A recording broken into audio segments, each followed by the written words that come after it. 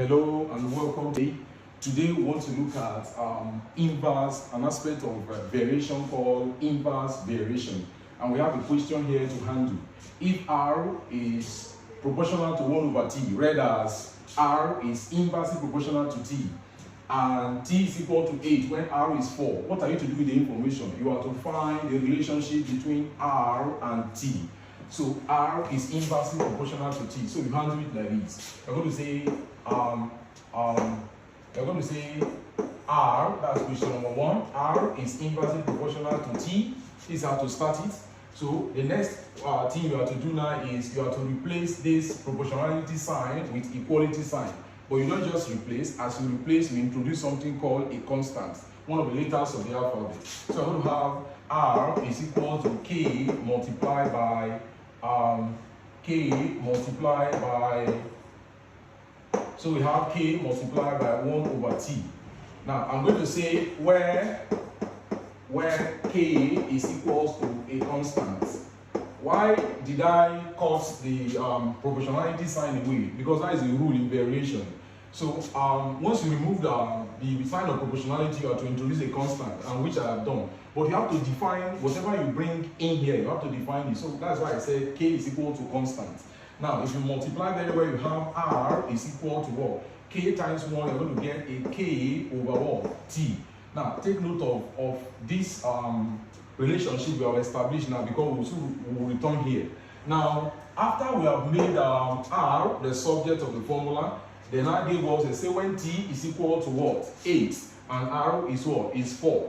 Why did they give us the value of T and R? Is to enable us find the value of the constant which they know you are going to introduce. So when T is 8, R is 4. So we return here, when T is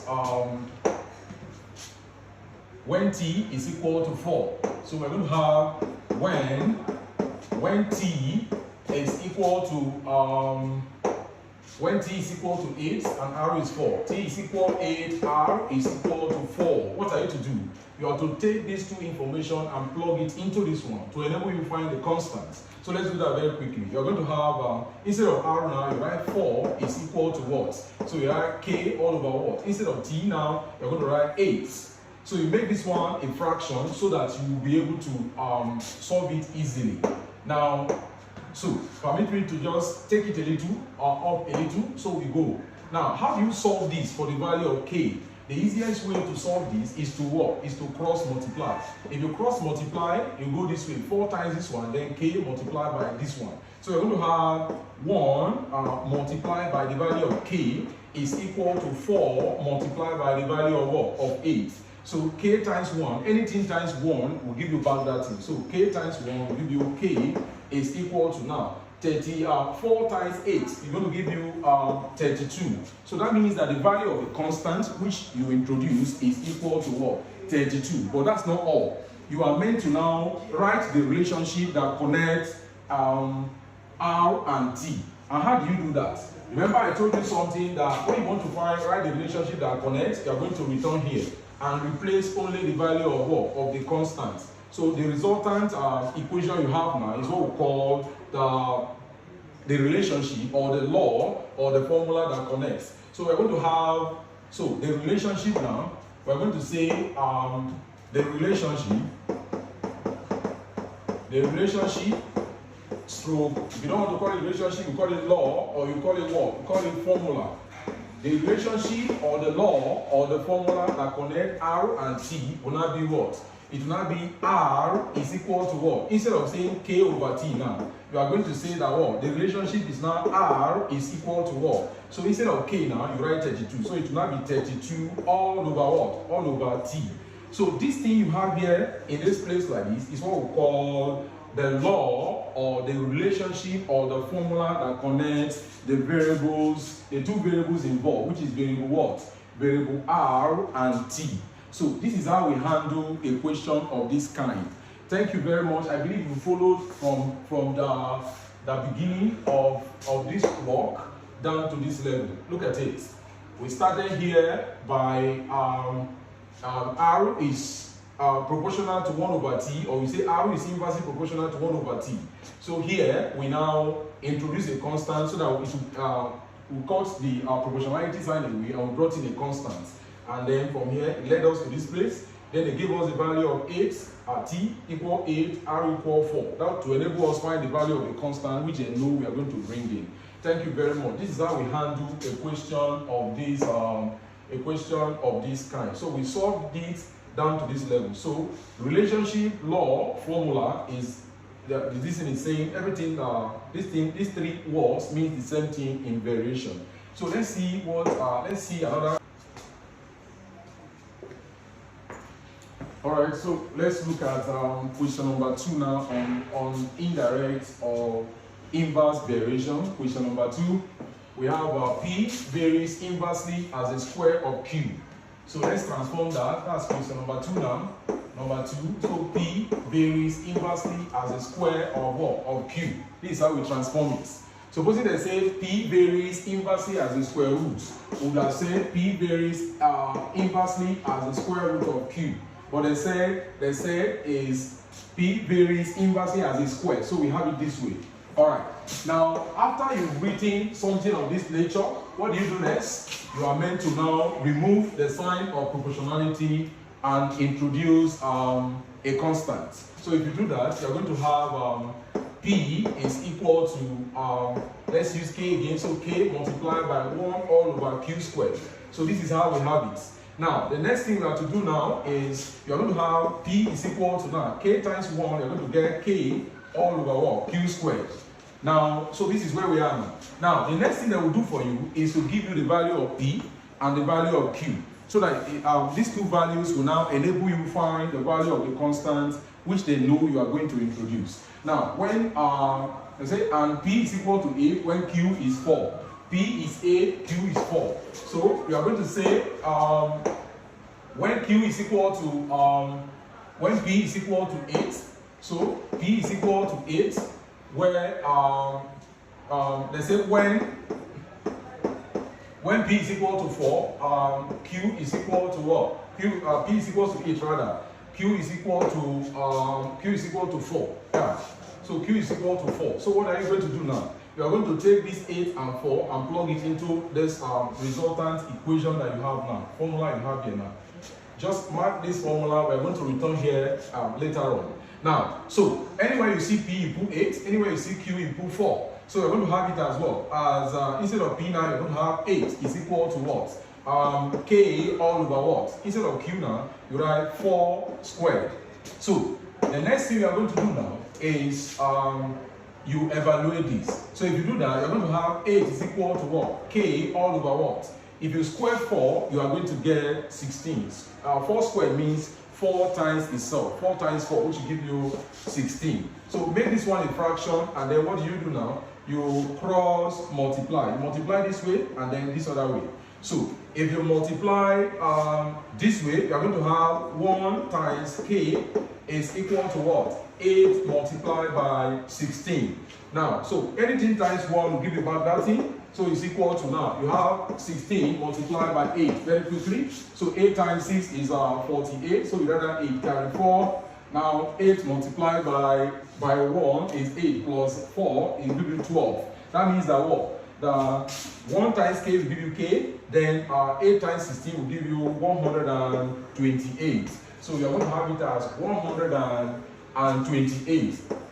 You're going to have 128. Now that's not all. Now that we have found the value of the constant, the next thing we are meant to do now is to find the relationship or the law or the formula that connects P and Q. So let's establish that very quickly. So you are going to say the relationship. So you are going to say the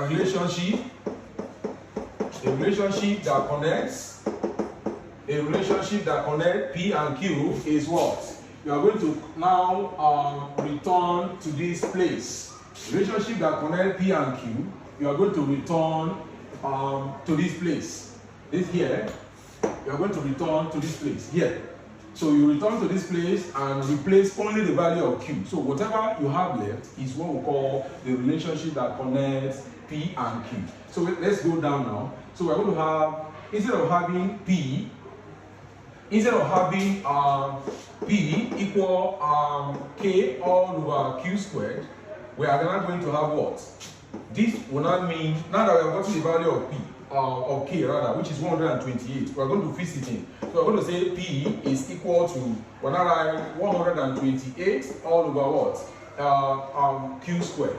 So, Q squared. So, what we are having here now, this thing we have here, in this place now, is what we call the law or the relationship that connects P and Q.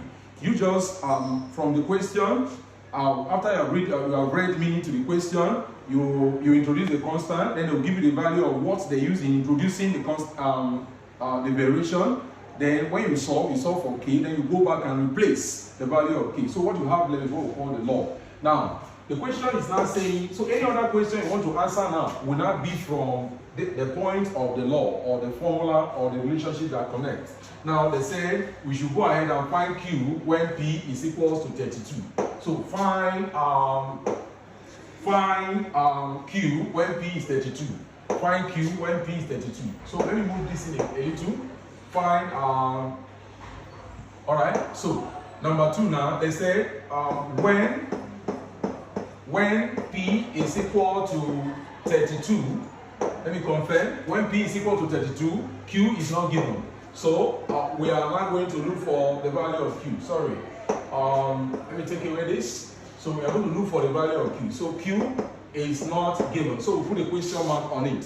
Now, so whatever you want to solve now will not be from this law. So we are going to say, bring down what you have there. You're going to have P is equal to what? 128 all over what? Q squared. Now, what do? Anywhere you see P, you are going to do what? Anywhere you see P, you are going to put 32 here and solve for Q. So if you do that, you are going to have, if you do that very quickly, you are going to have, so P is 32, you are going to have 32 is equal to 128 all over what? Q squared. So make this one a fraction and then do what?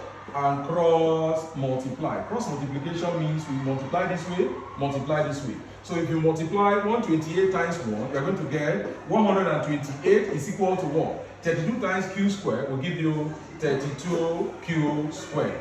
Now remember, the plan is to get the value of what? The plan is to get the value of Q. So because of that, since the plan is to get the value of Q, because of that, you divide both sides by this thing that is at the front. Divide both sides by this thing that is at the front of this Q, because the plan is to get the value of Q. So divide both sides by 32. So if you divide both sides by 32, you are going to have 128 divided by 32 is equal to what? 32Q squared divided by what? 32. So this cancels this for you, and then you go ahead and divide. So here, 2 here will give you 2 in 32 will give you 16. 2 here will give you what? 64. So 64 divided by 16 will give you 4. Meaning that what? Q squared is equal to 4. So you are almost done. Just remaining one step for you to get your final answer. So please keep following as we finish up this. Now, what you are going to have now is what? You are going to have, so for you to get the value of Q finally now, you are going to take the square root of what? Of both sides. So that square root can help you cancel the square, this square that is on what? On Q. Anytime you have something square and you want to take it away, you are going to take square root of both sides, and then the square root sign will help you to take away the square for you.